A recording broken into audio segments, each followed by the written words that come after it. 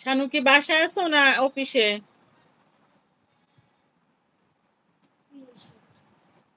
Finish কয়বার কয়টা সুরত শুনছো? আচ্ছা দিদি ভাই, অবশ্যই আপনাকে সাপোর্ট করব।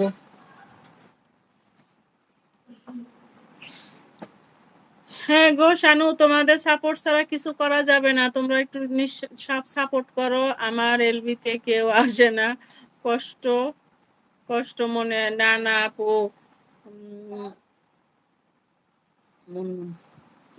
বাসায় চলে আসছি। ও আচ্ছা,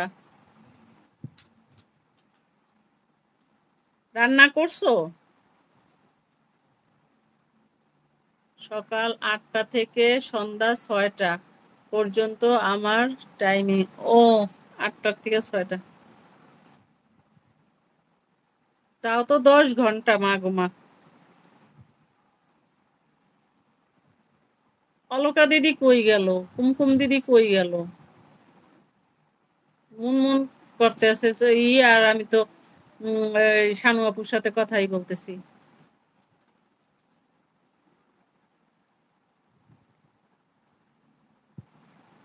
রান্না করি না দিদি ভাই, মাসি আছে রান্নার, উনি করেন। ও আচ্ছা আচ্ছা।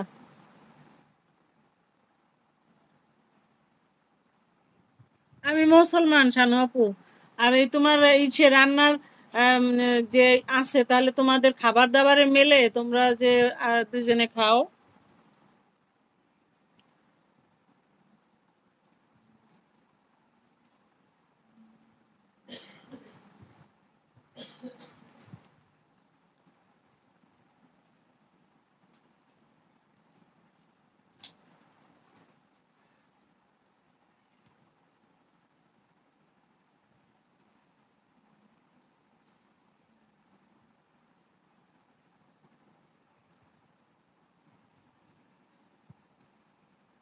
একদমই মেলে না। না মেলারই তো কথা।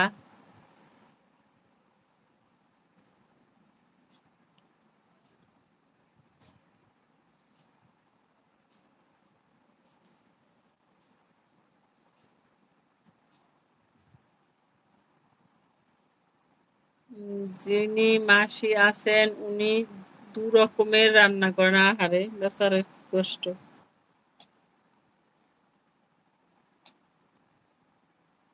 আমার জন্য আলাদা আর হাজবেন্ডের জন্য আলাদা।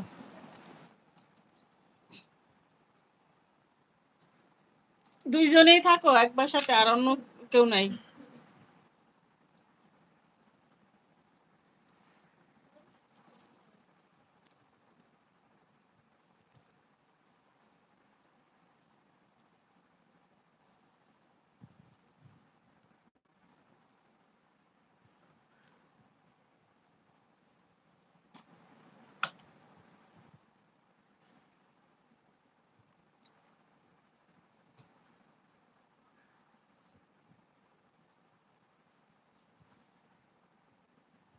না না, আমরা অ্যাকচুয়ালি শ্বশুর, আমার শ্বশুর বাড়ি কাশ্মীরে। ও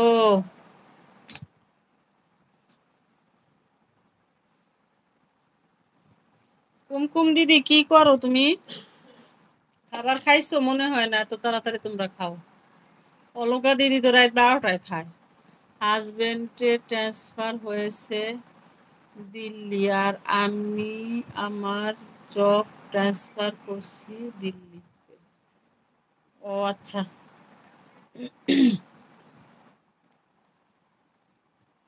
এলবি স্ক্রিনটা এত ছোট কেন? তা তো জানি না। শর্ট শর্ট লাইভ না, শর্ট লাইভ ছোট থাকে না।